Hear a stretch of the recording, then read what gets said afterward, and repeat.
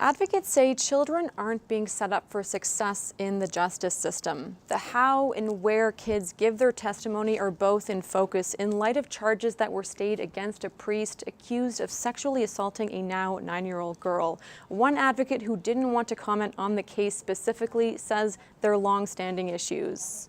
I think most people in society, want to see offenders held accountable if and when crimes have been committed against children. And right now, the pathway to getting there is extraordinarily challenging for children.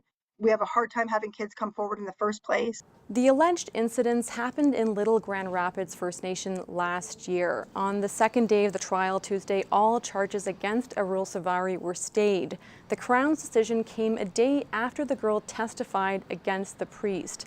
Savari's lawyers had said her testimony was inconsistent. During cross-examination, her answers caused the judge to suggest the girl was confused by the way the questions were worded. Robin Healdy is with the Child Witness Centre in Ontario. When we're talking about children in particular, they come in at all different ages and stages of development, and it doesn't make them a worse witness.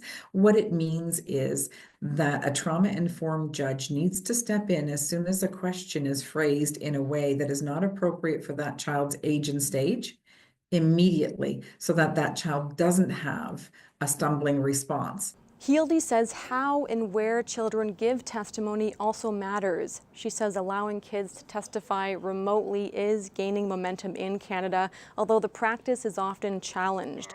Christy Dzikowicz with the Toba Centre for Children and Youth agrees. She also argues cross-examinations today aren't fair for kids. So if we're wanting children to share truth, we need to look at a different approach. And so in the UK, they use intermediaries who provide, the questions to the children. There are countries that actually use forensic interviewers, much like we have in child advocacy centers.